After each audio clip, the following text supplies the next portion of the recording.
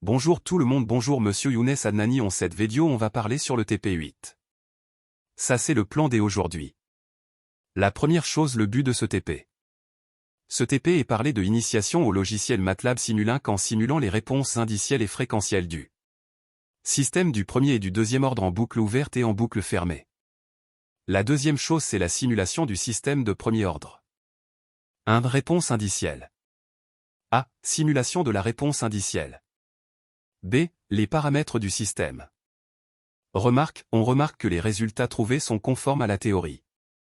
2. Réponse fréquentielle. A. Le diagramme de Bode. Le traçage est le suivant. B. Le diagramme de Nyquist. Le traçage est le suivant. La troisième chose, c'est la simulation du système du deuxième ordre. 1. Étude préliminaire. 2. Réponse indicielle. A. Simulation de la réponse indicielle. B. Les paramètres du système. La cinquième chose, c'est la simulation de boucle avec correction. 1. Étude préliminaire. L'enregistrement de la réponse est le suivant. 2. Réponse indicielle. A. Simulation de la réponse indicielle. B. Calcul de valeur minute de KC, W0 et des pourcents pour l'erreur de 1%. C. Simulation de la réponse indicielle au cas où KC égale 99. Enfin, conclusion.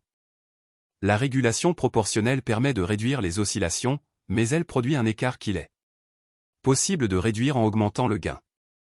Cependant, à mesure que le gain est augmenté, la marge de stabilité diminue, l'épaule tend vers 0, et des oscillations apparaissent. Le réglage du gain KC sera un compromis entre un écart élevé et des oscillations. Le bouclage introduit un écart entre la sortie et la consigne à atteindre. Pour le diminuer, on augmente l'action proportionnelle KC. Cette augmentation nous permet aussi de rendre le système plus rapide. L'augmentation de KC entraîne l'augmentation de KCBF et par conséquence la diminution de l'erreur statique. Ainsi que la pulsation propre W0BF augmente avec le KCBF, par contre le coefficient d'amortissement diminue.